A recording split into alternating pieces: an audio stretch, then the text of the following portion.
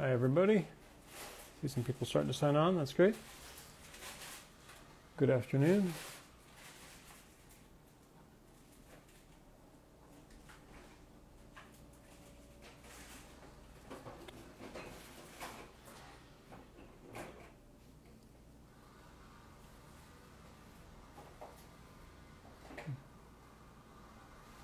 Hi, Megan.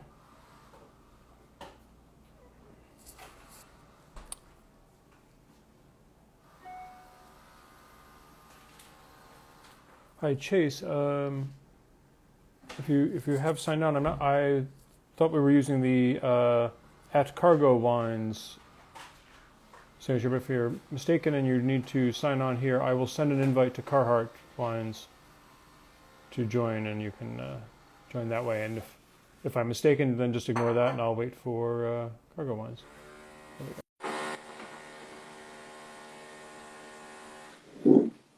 Oh, sorry, Jim. Okay. My fault.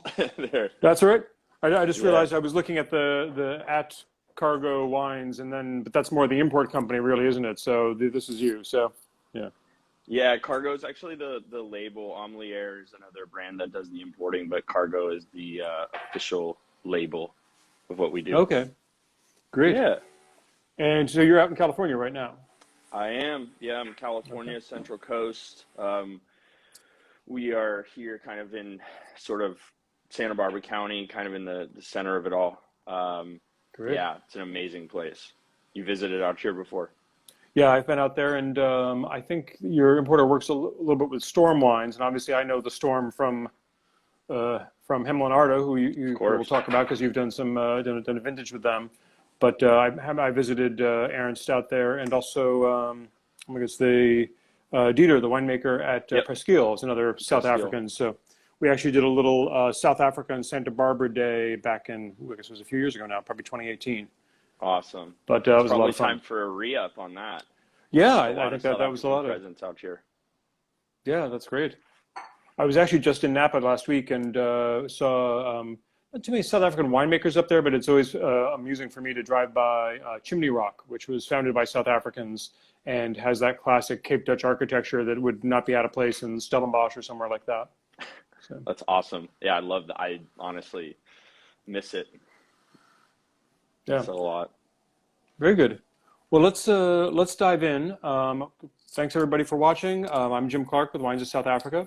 Today I'm talking with Chase Carhartt from Carhartt Family Wines. Strangely, not in South Africa, but in Santa Barbara, as we were just discussing.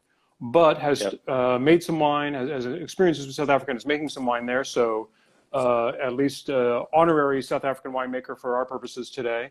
And I thought it'd be great to have a different perspective on South African wines from someone who knows the California industry so well. Yeah, absolutely. Why don't we start, Chase, if you want to tell people a little bit about Carhartt family and what you're doing out there so we have some context. Absolutely. Yeah, so my family and I produced Carhartt Family Wines. We planted a vineyard in 96, and then our first vintage officially was in 1998. So we've been out here a little while. We grow grapes, make wine, and do everything on the ranch that my dad grew up on. And my grandfather came here in the early 50s. It was like a dairy swine operation at that time. And since then, we've sort of converted everything, obviously, into much more sort of winemaking. But we make wine in 100-year-old redwood hay barns. So I kind of look at it as like, the French have their wine caves, South African obviously has like their amazing architecture. We have sort of the Old West, and that's like sort of that's our style. But yeah, we have grown definitely in size, but I like to think grown as a brand more over the last, over 20 years. Just fast forwarding through a lot of, my parents planted a vineyard, like I said, in 96 with just Merlot and Syrah. That was 10 acres of grapes. We now farm 23 acres of grapes across 11 different varieties. We make about 7,500 cases of wine annually. But last year I made, with my mom and I make the wines together. My dad and I farm. Last year we did think around 37 different wines. So we make a lot of wines, just kind of low productions of most of them. A lot of single vineyard wines, a lot of single variety wines, like over 20 of those were single variety wines. About 75% of it now comes from the estate. So we have a lot of diversity on the property, and we have two labels. We have Carhartt family wines, and then we also have a label that I started in 2016, and really was born in the sort of 2016 vintage that I did in South Africa. And it's called Venture, and that's more of our sort of experimental kind of progressive arm. So a lot of like things that we don't repeat every year, and different wines that we just like to be progressive on, and sort of like, where's the wine world going? Whereas we have the family wines that are a little bit more tried and true and consistent and coming from this estate. We're also 100% direct consumer brand. So we don't distribute to any restaurants or wine bars or markets or anything like that. And we're about 75% wine club driven. So Wow, okay. welcome to California. Made wine in a lot of other countries, and usually that sort of statement piece is a little bit like jaw-dropping for a lot of winemakers and grape growers, just because their sort of like culture and climate doesn't really promote that type of business, understandably so. But luckily here in California, and I think in the United States, in many cases, you can do it if you work really hard. It is possible. Right. So, yeah, current day, like I said, you kind of got that background, but my mom and I make all the wines together. She's been doing it for the last, 20, 25 years. And then my dad and I farm together. He's the head viticulturalist. And then my personal background is just, I got a degree from Cal Poly San Luis Obispo. It's just an hour north of us, for enology. And then it really started, my travel started in 2010. But basically from 2010 to 2020, I just started, I got the itch because 2010 was my first vintage in South Africa, which we can go into. Kind of opened my eyes to what I could do with wine and how I could travel. And since then, for about 10 years, I just did 2 to 3 harvests a year, like just pretty consistently. There were a couple of years that I took off, but like pretty consistently, and just tried to travel to as many places as I could and make wine in as many different countries. And and since 2013, my mom and I have been making the wines together here. Okay, great. Yeah. By the way, I want to say there's quite a bit of noise outside my apartment. I just emailed Taisha about this. If it gets bad, and people in chat, if it gets bad, it's bothering me, but I don't know how much is getting onto the mic. So It's not too bad. If it gets crazy, okay. Yeah, they're literally drilling holes into the brick wall next to my apartment, or of my apartment. So to what end, I don't know why, but they didn't want to stop. So, but No I problem. think we're okay. I can hear you okay. I just hope it's not bleeding onto the mic too much. Yeah. I'll also, while I say this, I'll remind people, Megan from Colangelo PR just dropped some links in the chat, so you can go to the website and learn a little bit more about Carhartt Family Wines. And if you have any questions there, or if questions that come up from what we're chatting about, please just drop them in the chat. We'd be glad to address them. I think, so when you started the traveling, I think a lot of people who aren't in the wine industry don't realize one of the things that's great about having wine in 2 hemispheres is the harvests are at different times. Yes. So when things are relatively quiet in the winter, in our winter in the Northern Hemisphere, it's actually when things take off. Harvest typically in South Africa starts as early as January and goes into March or so, which Correct. Is not a busy time in the Northern Hemisphere in terms of, at least in terms of harvesting grapes. Yeah, exactly. So this interchange has been something that's been really valuable, I think, both for people like you coming to South Africa to see what's happening, but a lot of our South African winemakers have profited from the same sort of journeys, be it to California or to France or to other places. So you can really see how things are done in other places of the world and take that knowledge back with you.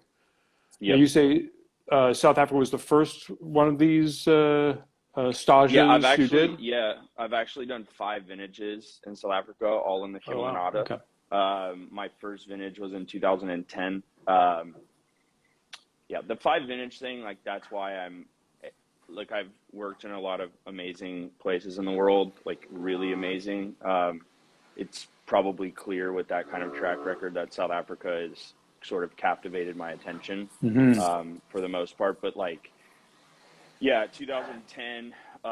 So at Cal Poly, and I'm assuming this. I don't know exactly. It's the same way with Stellenbosch. I'm sure, but with Cal Poly, you have to do a practical, and Hmm. most of the students there I found were going to Paso or Edna Valley and doing these kind of like stints in the winery while also still in school.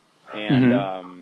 it, for me, was like, this isn't, I don't know, I guess pushing my boundaries. And also, I don't want to graduate school that quickly. Like, I was having a super good time at university, to be honest. And I knew once I left, like, I wasn't going to go back.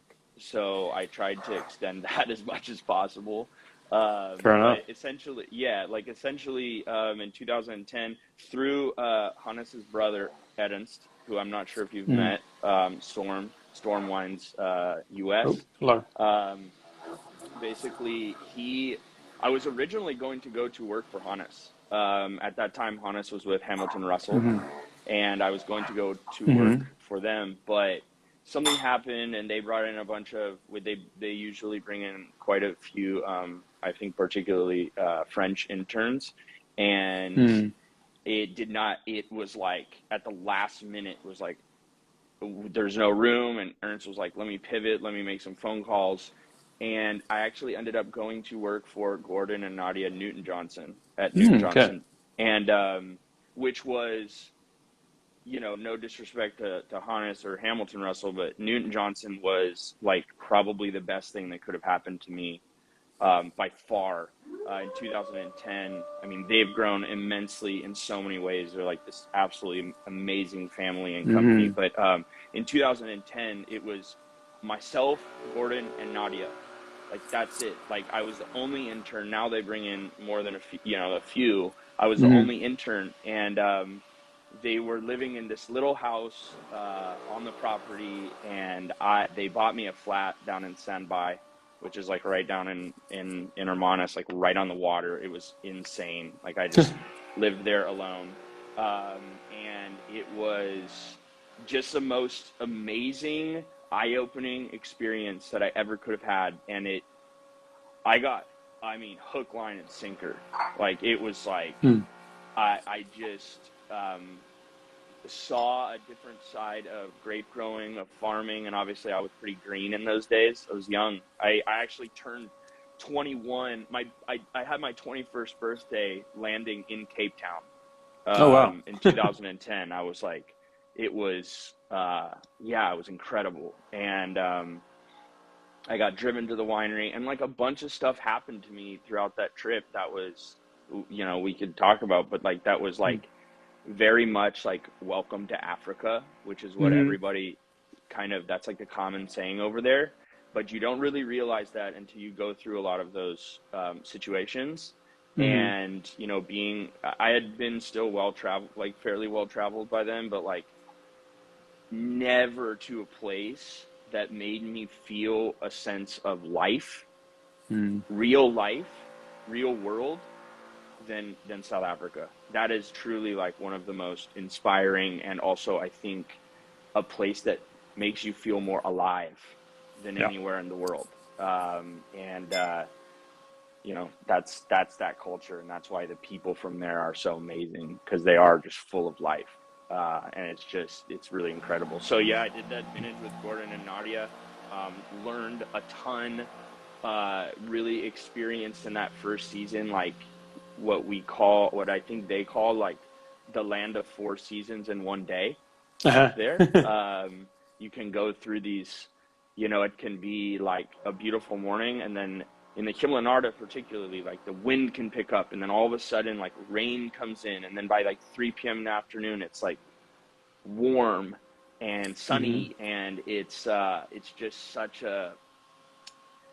the sort of tumultuous environment there for growing grapes was also really eye-opening, because here in California on the Central Coast, I mean, we get weather, but it's nothing like it is in Burgundy. It's nothing like it is in South Africa. I mean, generally speaking, like we have it, I think, much easier here. Hmm. So I experienced a lot there and got a taste for it, and then went off and did a vintage in the northern Rhone of France, really focused on Syrah, a little bit of Viognier, and then did a vintage in Tasmania. Oh, wow. And yeah, focused on sparkling and like some incredible Pinot Noir, Chardonnay production, Pinot Gris, like a bunch of stuff. Went back to South Africa in 2016 for my first vintage with Hannes. Hmm. And that was when Hannes actually at that point had gone off on his own. And so he was producing like, the earlier vintages of Storm Wine South Africa. Right. And then in 2017, I went down to Argentina to northern Patagonia for Bodega Chacra and Oh, nice. Piero and Gabriele. Amazing, absolutely insane. That was their first vintage of Chardonnay. Jean-Marc Rouleau was down there helping, so I got to Yeah. work side by side with him. It was insane. And then, then I just went back, and it was actually in that vintage in the winery when I was writing Hannes and going like, I want to come back and work, and I want to start a label. Actually during that vintage, like a year ahead of time, and he was into it, and so then I went back to South Africa for 18, 19, and 20, and then COVID Okay. happened. Yeah. So yeah. So yeah, that's basically my story. I mean, that's kind of like the short, abridged version of my track record. But it was, all of those places were amazing. It's just South Africa in general, I think. And part of the reason that I wanted to come on here is really like, I'm definitely, it's amazing to have like all of the friends that I've acquired over the years there. I think for me, my personal mission has just been to help people, particularly in the United States, particularly in a place like California, where we drink a lot of California wines, and that's great. Like that benefits my business and everybody else here. But South Africa is the one place in the world where I think the quality is way over the top for the value. And it's one of those places that is going to be sort of the box is going to be open very soon, if not already. And I just want to be a voice for people here that trust my winemaking and our wines, and trust California and Central Coast wines, and sort of be that voice for South Africa and for the lists and lists of incredible producers that are doing everything from wine to all kinds of other stuff. It's been a massive inspiration to me, and I think a lot of those producers are truly amazing. They have a lot to look forward to. Well, of course, I agree with a lot of that. I think it's interesting. I mean, one of the challenges, I mean, you've kind of hinted like Newton Johnson is just kind of in between importers right now. Storm is in has a pretty consistent importer, but still, a lot of these are relatively small production wines compared to some of what's happening in California or other parts of the world. So we're still at a point now where you have to look for South African wines. Yes. But the fact matters, there are so many good ones that if someone says, "Oh, I can't find Storm, but I can find Newton Johnson," well, go ahead and try. It's an area to explore. You don't have to find that one brand that you like. You can really trust South African wines pretty broadly these days for a lot of different categories and brands. So. Yeah, I think the awareness is like the biggest issue, right? Because what's happening is, even from my time in 2016 till now, fruit prices have like probably close to tripled just in production costs, right? Like everything's gone up, of course, like the world's changed. And what's happening is like the value is still there because the awareness is not here, particularly in the States. It is in London. It is in probably parts of New York for sure. It is in parts of Asia and things like that. But in terms of particularly California, and particularly a pretty large wine consuming market, like the awareness isn't there. So the price is not reflective of probably what it should be, and it trickles all the way back. It's like, it's a great price for us, the consumers, but when you go to the you know, the importers are taking a big chunk. And then when you go back to the producers in South Africa, they're starting to have to pay more for everything. And they're not able to just like increase these prices like crazy over here. And Right. so I think it's that sort of thing where it's like to raise awareness here and get people drinking South Africa and understanding like, and going and traveling there if they can and understanding like what is really going on there and the inspiring, amazing wines that are being produced. It's like, I don't know, we need to do that in order for them to keep achieving and keep growing in the ways that they want to and keep making these amazing wines. At least that's my take on it from Yeah. afar, you know. Yeah. I think you're right. I think the value, the quality price ratio, has held on. And I think what's happened with the strong dollar right now, that's actually made it a little bit easier because, or even better, because now, just last year we were talking about 15 Rand to the dollar, and it's now up around 18. Yeah. That's great for us on this side if we're buying the wines. Means the importer doesn't have to raise the prices, but it does make things hard for those producers, because if they want French oak or they want some of the other dry goods or things that they need to buy from Europe or elsewhere, they're paying more, and so it's definitely an area to get onto now. But we will need to sell more of these wines so these producers can really make some money and then expand their offerings and their availability here. Absolutely. Yeah. And also like put as much possible, you know, most of the producers that are an inspiration to me are very, very involved in the farming, like Hmm. very involved in the vineyards. And if not farming themselves, I mean, you look at many of the producers in the Swartland, particularly, are just, you know, their life is their vineyards. You know, the Hmm. wine sort of, it's a classic idea of sort of like the wine makes itself. They shepherd it, but like the vineyards are everything. That's how we work here on this Hmm. property. And so Right. I think like, you know, farming and everything that's going on right now with the climate and with all of that stuff, just raw goods, like we have to sort of pay it back that way so they can continue to farm these vineyards and make sure that these vineyards don't, you know, these century old plus vineyards Hmm. sometimes aren't going to die, Yeah, you I know? think especially old vines, and we've seen it with the South African consumer. They've realized that if it's South African and says old vine, that generally represents an extra level of quality in the bottle, and they're willing to pay a bit more for it. Now, these wines still come Yes. out as great values over here right now. So even when we talk about paying more, a lot of the conversation within South Africa gets confusing because the industry as a whole really catered to the kind of bulk market, especially in the UK historically or Germany. It's sort of Yep. like Australian wines, where I think 15 years ago people would say, "Oh, Australian wines are great when I want an $8 wine." But Yep. would you pay $15 for an Australian wine? Typically, Americans would say, "Oh, I don't know." Well, that's the situation for South African wines that they've struggled with in the UK and Germany and some other European markets.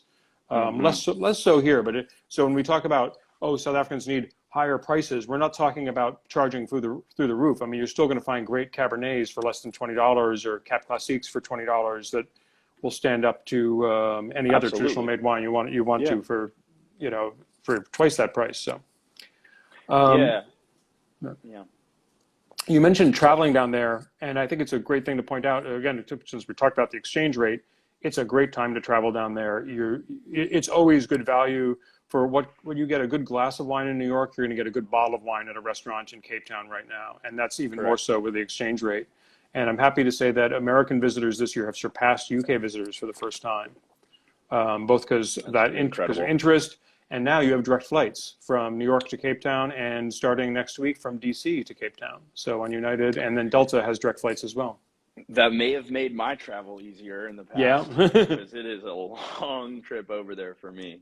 Yeah. especially from the West Coast. Yeah, Yeah, it's yeah, incredible. It's very yeah, long. That's great to hear. I had no yeah, idea. That's awesome. Yeah, yeah. more and more people should travel there. More and more people. I mean, South Africa's incredible. I mean, I've spent my time in the Western Cape, but it's you know, and obviously centered around wine, but it is man, just so much to do, wine and more, you know, Hmm. depending on what you want. So I'm absolutely, yeah, love that place. Great. Yeah. So when What's you, your, sorry, oh, go sorry. for it. Yeah, you're Well, I was good. going to, Go for it. when you said, so you ended up in Hamilton for your working harvest down there. Hmm. Were you deliberately seeking a place that focused on Pinot and Chardonnay? Because coming from the Santa Barbara area, which I think that's definitely the focus there as well, was that something you were looking for? Um, I was looking for, my focus has always been on climate. So I don't really, like I said, I produce a lot of different, we are technically here in the San Ynez Valley a cooler climate despite these like sort of crazy temperature Hmm. shifts in the last few years. But I like cooler climate wines. It doesn't matter if I'm making Pinot Noir or making Bordeaux varieties or, anything like that. Like I stylistically sort of align more with cooler climate. I think, higher natural acidities mainly for that reason, more stability in the chemistry, and just not, I'm not looking for like over opulence Hmm. necessarily in a lot of my style of winemaking. And so it just so happened that originally I gravitated towards those areas, and those areas, particularly coastal influenced areas, ended up producing a lot of Pinot Noir and Chardonnay.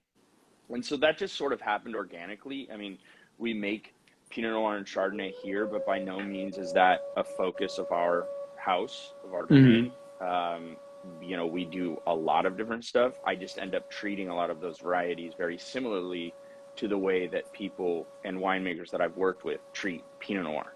Okay. So, right, like that's sort of the mentality I think with something like that. I didn't even I don't know if I'd call it like fear, but like I didn't even make Chardonnay until the 2017 vintage here at this Oh.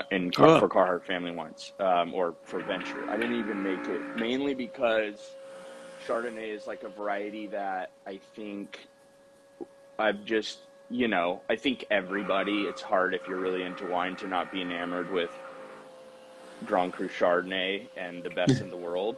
Hmm. Grand Cru around the world, but like to not be enamored with that. And I think for me, it was like, yes, we have Santa Rita Hills, we have Santa Maria Valley, we have amazing cool climate vineyards, but to try and replicate something or to try and achieve something like what non-California traditional style Hmm. oaked and woody and stuff like that. But like, I wasn't sure. And at some point, after 2016, I thought to myself, like, you've worked in enough like places in the world making premium Chardonnay, like, kind of what to do. Hmm. It's not perfect, but like, the idea. Right. And so then I started doing it and just really seeking out the right vineyards. Hmm. Um, so it was really all about vineyard selection here, because if you want to not be, it's just again minimal intervention kind of winemaking. I mean, you have to find the right vineyards to make sort of Chardonnay with finesse and precision. And a lot of the places that I was working at just so happened to be in areas that produced these absolutely incredible versions of Chardonnay, and they were all Hmm. cool climates. Hmm. I just so happened to have worked on a lot of estates that were organic and biodynamic. I know South Africa, and particularly the Himalaya, I know is like kind of making a big push and Hmm. converting to a lot of that stuff. But yeah, yeah. So I ended up just doing that, but along the way, I think again, it's about, I studied winemaking in all of these countries and in South Africa, Hmm. but really at the end of it, like I think I was studying more like thought process, Hmm. reactions, um, how to think differently about bringing fruit in, fermentation. Like all of these places do things dramatically different. Hmm. Like when I was working in Tasmania, the winemaker would be very during fermentations of Pinot Noir would be very oxidative, right? Like he was just Hmm. fine. It was like pump overs and like no problem, like treating it delicately, but doing a lot of oxidative stuff. When you go into on a storm and Hannes and Natalia's winery, I mean, it's very reductive winemaking. Like Right. it is like constant, heavy reduction. And, so seeing the different relationship of how someone thinks about a fermentation and thinks about how they relate to their fruit and how they make wine off of that is like, that's really the study. Right. And yeah, so I think all in all, that's kind of the idea of what I was really looking at, Yeah. not just Pinot and Chard. Yeah. I think it's easy to lose track about how many different variables there are in the winemaking process, from starting with the vineyard, starting with what's planted where and what the conditions are like, all the way through to what sort of seal you put on your bottle. Everything has an effect, and everything needs to be weighed against itself. So to see people doing different things really gives you a chance to see how different things impact what you're doing and make your own decisions with a full palette to work from. Yeah, absolutely. I mean, again, Pinot and Chard have been great. I mean, I've spent, again, 4 vintages with Hannes and Natalia, and it's like that's a lot to like see exactly how someone works. Like I feel confident I could walk into his winery today and we could like borderline communicate telepathically on like how to treat the fruit. Like I know what he likes. Right. And I know how those wines are made. They're made incredibly. It's not like an overly complicated situation, but he's very precise about how he likes to do stuff. But you look at a lot of these other producers and kind of the stuff that's, I think Himmel and Arda, and that's kind of like when you were interviewing Chris Dahlem and Peter Allen, and like that's where I kind of chimed in a little bit on that. Oh, yeah. But it's there's like these amazing producers in the Himmel and Arda, like there's so much other stuff being produced now, which is epic. Like, of course, you have Newton Johnson, like with his incredible range of Rhone varieties. Like their vineyards, some of their vineyards look like almost like Chateauneuf, like with these rocks and yeah, like it's absolutely incredible. I feel like probably my biggest, I make 100% Cinsault, like a slightly chilled Cinsault, kind of like more Beaujolais-esque. And part of my first experience with Cinsault was there, and it was with, I think formerly Flotsam and Jetsam. So, Butch and Suzanne Allite, and just kind of seeing the way that they work with Cinsault, of course, Adi, Badenhorst, like Ramgras, and kind of tasting those and just sort of seeing the way that a variety like Cinsault, and I guess also you have Puffadder from Saudi. Like I drink those wines regularly because those are like these heavy inspirations for me of like the sort of layers of a variety like Cinsault. Like those were all inspirations, and I found my own lane and my own style. Of course. But like looking at something like that is just like, whoa, these, not all of them are from old vineyards, but they're all made in a different way. They're all produced, I think, for a little bit of a different purpose. And it was like this incredible opportunity to see a lot of different varieties. I mean, you go up just north in the northern Himmelin, or, the upper, the ridge, Himmelin Arda Ridge, and you're seeing like an upper Himmelin Arda, and you see like, for example, like Restless River and Craig producing like Cab, and it's like, I don't know. No one talks about that really. And I think it's the style of, I like that style of Cabernet. I think it's really fun. I think it's totally different. It's not meant to be Bordeaux. It's not, but it's still this like really beautiful version of Cabernet. He's also producing great Chardonnay and Pinot as well. And yeah, so, I got a lot of those experiences. I drank a lot of, because where Storm makes his wines, like, is right next to Himmelrand. So it's right next to Chris. And at that time, to Franco from Lawrence Family Wines, which I'm like, love his stuff. His like, all the different stuff that he's doing. Of course, all the Steen, all the Shannon is really great. But kind of like seeing the Howard John and like Grenache, Cinsault, Syrah blends, like things like that. They've all been this incredible inspiration, and there's so much diversity going on there, just even in that little area, you know. Yep. Yeah, you really see how it really South Africa really is a matter of microclimates, and it's one of the challenges we have is like explaining why South Africa is doing a lot of different kinds of wine well, which is a difficult marketing message. You know, you're supposed to have a specialty, but at the same time, if you look at the landscape, you can see how going just from Newton Johnson's vineyards in the upper Hemelanarda and those rocky slopes and going up to the higher elevations ridge, you're going to get different effects and different wines, and then you have the winemaker's hands as well. Yeah, absolutely. I mean, I talk about, so like a big parallel for me is that exact statement that you just said, which is you're supposed to have a specialty. Like I love this idea, right? Because this is like a little bit of almost like borderline political like situation here in the San Ynez Valley and Santa Barbara County is like, how do we market ourselves? Yeah. You know, like I'm from the school of like, I get it that's what everybody's done forever because everybody has like their lane. I think South Africa is a diamond in the rough of that sense. Like I understand the struggle for them, but at the same time, I love the diversity. And I think ultimately that's what will be the sort of North Star and should be the North Star of a place like South Africa and a lot of those regions. It really should be here in the San Ynez Valley, in my opinion. Again, that's probably a debatable statement, but like we have a 20-mile stretch here in the San Ynez Valley that you could change a degree per mile. Not to mention the undulations in sort of the ground. And that's why we can grow, you know, hand 10s and 20s and 30s and 40s of different varieties and do it very well.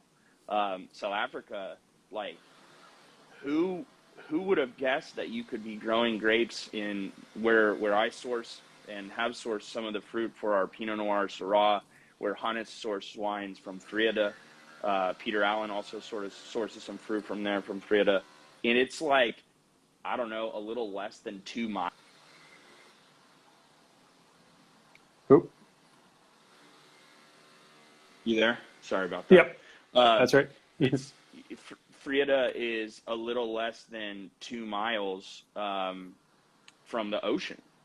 Yep. Like that's the closest I've ever worked to the actual ocean ever. And like the only reason is because of the way the mountains are situated there that you can grow grapes, because it holds heat at the right times. It has that amazing influence. I mean, you have Bakkeveld shale and decomposed granite and seashells all over that vineyard. Yep. Like it's incredible. And so I think like something like that to me is, and particularly someone that's like really interested in grape farming and grape growing in different parts of the world. I mean, that's unbelievable. There's very few vineyards around here that have that kind of like proximity to the coast and do it well. And so, yeah, just in the Hemelanarda itself, I think there's an amazing amount of different microclimates, and so pretty impressive, definitely pretty impressive. A lot to do there, a lot of opportunity, I think for future winemakers and people that sort of want to express themselves and really, like, for me, like, be a player in, you know, what could be the definition of South African wine. Like, what is that? It's really hard to define. Even for people that know, it's like, what is Swartland wine? What is Hemelanarda? I think for Pinot Noir and Chardonnay, you're getting close, but when you look at like a lot of these other things, like, I don't know. I know it's probably the easier way or maybe the more classic way, but I just don't love that, because I think there's so much opportunity for a lot of those producers to do an amazing amount of things and not have to lock themselves in.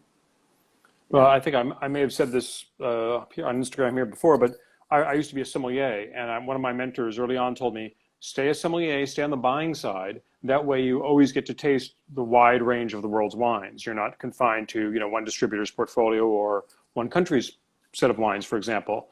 But I've now been with Wines of South Africa for over 9 years, and I'm not getting bored. yes, we do see Chenin as the kind of leading variety, but it's never going to dominate the industry the way, for example, Sauvignon Blanc does in New Zealand. It's 18.6% of the vineyards here, and that's probably where it's going to stay.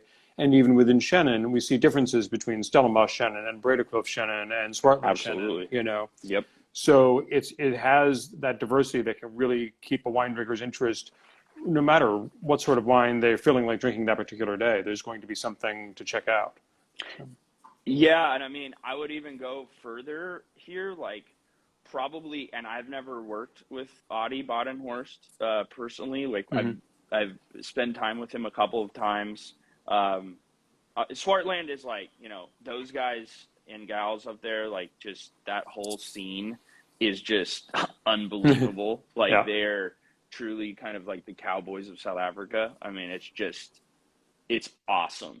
Yeah. And I think like obviously what Gibbon's doing, I buy those wines, I hold those wines, I drink those wines regularly. I think that the single vineyard stuff is like a serious inspiration for me. But like Audie, I visited him. I visited him twice, and the first time he was with this guy, and it was before they had released. It was just on the release of Caperatif. The first. It's like he's like, yeah, I'm doing this vermouth. It's like, what? Like that's awesome. Like and they had like a tonic that they were creating. I mean, that guy's mind and the team that I'm sure he has around him to a certain extent is just incredible. It's something that I am, I guess I revere. Like it's really, really cool. Like his mind. I mean, the second time I visited him, the fourth rabbit was fermenting. Yeah. It's like he's showing me the pit that they dug, and then telling me this history with agave, and it's just absolutely, it goes beyond wine. South Africa, to me, I know it sounds crazy because in a lot of ways it's not. In a lot of ways, there's a lot of restrictions that we don't have here, and a lot of issues, of course, but there is so much opportunity comparatively to what we have here too, to do these amazing things if you put in the work. And those guys work really hard and make these absolutely incredible products that's showing another layer of diversity even beyond wine. I bring a wine suitcase every time I travel there, of course, because I bring a case of my wines and trade and that.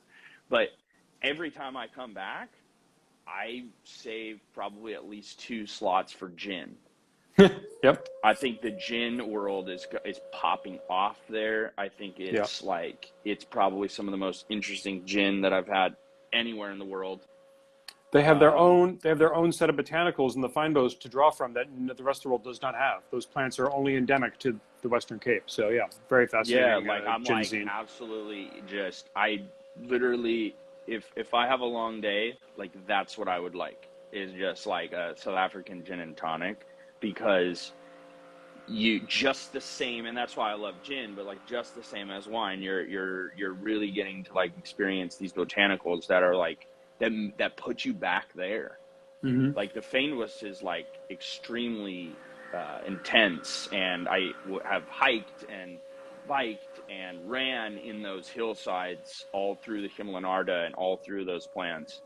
Never run into any snakes or anything problematic there, thank God. But it's that place is unlike anything else. I mean, it's just amazing to me, and I know it's starting and it's just slow. It's amazing the process is so slow to put a place like that and the wines of those types of areas on the map.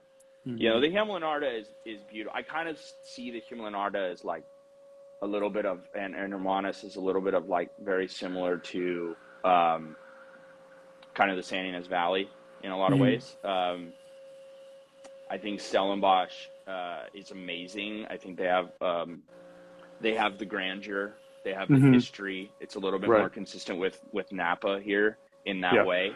Not all the wines, not all the wineries, but just the kind of concept. Kind of its core, yeah.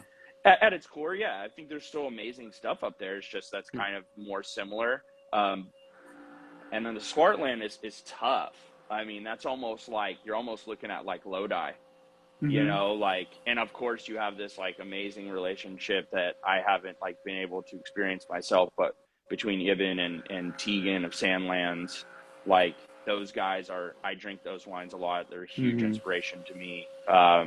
You know, old vine stuff, like classic, like historical California. Right. Um, like I'm, you know, those are the things that like make me want to like keep doing this, Yeah, you know, and it's keep interesting pushing.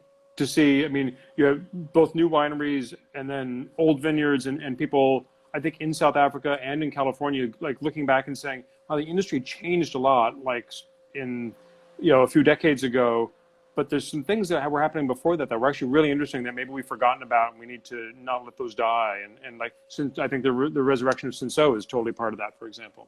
100%. Yeah. Yeah. I mean, both Sandlands, you know, and Saudi are producing Cinsos, and Mm-hmm. like they're both incredible. And like, I would love to sit down and do a tasting with those guys of Cinso at some point. You know, I mean, I make Mission. You know, Mm-hmm. I worked with Oh, like a okay. 1950s planting of 19 a quarter acre of 1950s planted, head trained, dry farmed Mission. Really Uh, interesting. very, very small. I mean, we yielded this year like 1.2 tons. So it's pretty small, but it's all done by hand. Everything's done by hand. Mm-hmm. No touching. It's a really fun vineyard. It's like that's sort of, you know, aside from our own grapes that we grow here on the property, I mean, that's sort of like as close as I can get in this area to sort of like that rich history. I mean, again, you've got kind of the 1970s as kind of the beginning of Santa Barbara wine country, San Mm-hmm. Ynez Valley wine country, and the same in the Kimlanarda. It's not the oldest, Yeah. you know, not even close. And so you kind of have like all of these. Uh, yeah, you have beauty in all of those areas, really. Yeah. You mentioning your wines. You briefly mentioned what you were making in South Africa, a Pinot Noir and a Syrah. Do you want to talk about those wines in a little bit more detail? Yeah, absolutely. Kind of, by the way, I think I sort of like when that we dropped off for a second there, it was Hmm. my Instagram reminding me that I've spent too much time Oh. on Instagram. So if it happens again, I'm gonna click like we're good for today kind of thing, Okay. FYI. But anyways, yeah, so we have two wines and we've done a couple vintages now. We've done a vintage in 2018 and also in 2020. Okay. But that's the label. It's called Cargo. Hmm. And essentially we do the red label is Pinot Noir. It's kind of like a multi-appellation blend. So we do stuff, source fruit from Humalinarda, Upper Hemelinarda, and the Ridge. For that, Syrah is actually a single vineyard Syrah from Frieda, which is Hmm. really cool. And we've been experimenting with those, kind of that winemaking style for now a couple vintages, just kind of changing it up, but much more rustic styled Syrah, particularly in the 2020 vintage, it was like completely whole cluster, Hmm. just, you know, aged in second, third fill, fourth fill barrels, for like 10 months and bottled. That's it. Like really Hmm. simple Pinot Noir, same way. Um, and yeah, I mean, the again, I think for people here trying these wines in comparison to the wines that we make, um, here in California, and you know, that was really the beauty of like making these wines and bringing them and importing them back here, um, which I'm so thankful to have this opportunity to be able to Hmm. do with Hannes and Natalia and everybody, the whole team, Argo and Amlier. Um, but it's basically to say to people like, and particularly to my community, it's like, you guys trust what I do. You know the wines that we make. Hmm. I'm telling you that these wines are different. They're inherently South African, but like this is a great gateway into your future into South African wine. That's the Hmm. point. That is the whole point. Like this is a labor of love. This is not you know, a situation where there's like a lot of money on the table or anything like that. Like this is purely to obviously be able to do something that I think is amazing for me. It's like a fulfilling project. Mm-hmm. But also to give context to the people, that the community that we've sort of acquired and fostered over the years, to say like, hey, let's start here. These are some amazing wines. Try them, drink them, you know, eat with them, and let this be like an opening into that world, because there's so much going on, and just to show like the potential of what can be. And in this Pinot, I mean, three different appellations. You've got Bachenfeld shale, decomposed granite, you know, much more heavy granite. I mean, you have a bunch, like I said, the seashells coming from that same, from Frieda, like there's sort of this like kind of herbal quality that is inherent, again, like we're talking about, coming from that sort of like the surrounding feinbush. And it's just like, I think that these wines have so much to show off, and it seems like the world of these are distributed, but it seems like that sort of, it seems like I guess like the restaurant buying world and that scene has been really affectionate towards them, because they are like very classic wines. I think they're made in a really classic way. I think they work, you know, they're not overly opulent. Like that Syrah's color is very similar to Pinot Noir. Like it's not meant to be this, you know, the first vintage was much more like heavy, rustic, and reductive. This one, more whole cluster, like you're getting more of that mouthfeel from a lot of that stem inclusion, but not overly macerated. And you're just getting to sort of experience, both in the aromatics and the flavor, kind of the delicacies of Syrah, particularly from that area, which I think is something unique. Yeah. You know? Yeah, so I hadn't even realized there was Syrah in the Freda vineyard, so that was a surprise for me. So that was exactly what I was going to say. There's Syrah, there's a little, I mean, these are very small blocks. It is primarily Pinot Noir and Chardonnay, but there is a little bit of Syrah. It's kind of like not that much. And yeah, there is oh, we lost you. Okay, I got to hit the right one. Can you hear me? Okay. Yep. Okay, cool. Yeah, we're good. Yeah, there was at that time too, in like 2018, I believe there was some Mourvedre as well. Okay. So like all like, I don't know the clones. I mean, they're all just like kind of Massal selection almost, right, you know, if you will. Like it's kind of like, I don't know anything about what the clonal selection and any of that stuff, but it's just, the fruit's been amazing, and we harvest on the earlier side, and it shows those kind of beautiful, cool climate version of Syrah.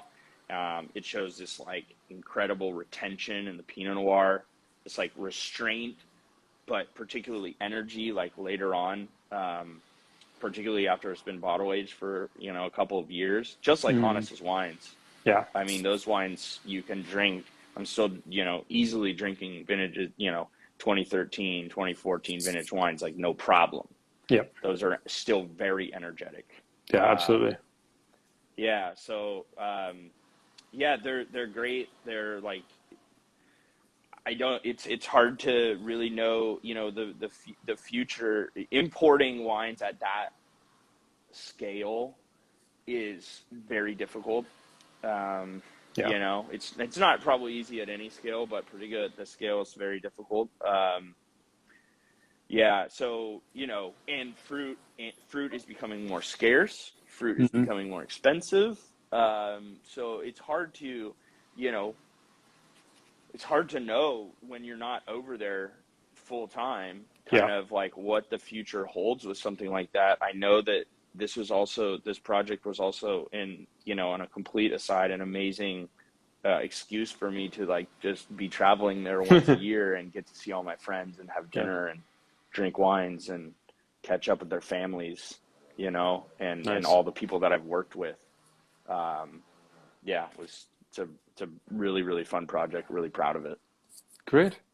Yeah. Well, I'm excited to learn more about it. So I hope everyone else who was listening was. We're actually pretty much at the end of the hour, so I'm going to remind people, well, a few things. One, I'll be back next week with Alistair Rimmer from De Morgenthal in Stellenbosch. So we'll be talking Chenin and Cab and Chardonnay and a few other things. If you joined us late, I will put this up on our saved videos, so you can go back and catch it from the beginning there. And I think that's all the reminders at this point. Absolutely. Thank you very much for chatting. It was really good to hear about your experiences, about your wines, and just to talk South Africa. So if you've got any final words for people, Anytime. I'll leave it to you. Man, final words. I mean, if you're watching this even if you're watching this from South Africa, like, know what's going on in your country, because this is one of the wines and the culture and the products coming from your country is something to be extremely proud of, as proud as you would be for your rugby team. You know what I mean? But like, seriously, this is like, these wines will be on the world scale. They already are, and they're going to continue to hold a place on the stage, and a very, very strong seat. And so that's something I just wholeheartedly believe in. So I look forward to seeing the future of all those producers, and to all my friends over there, like, keep doing what you're doing. You got a lot of love over here in the United States and in California, particularly here this side. So yeah. Anyways, thank you so much for having me on, man. My pleasure. Really great to chat with you. And hopefully we'll cross paths in person next time I'm in California or something. Absolutely. So, cool. All right. Okay. Take care. Thank you. Bye-bye.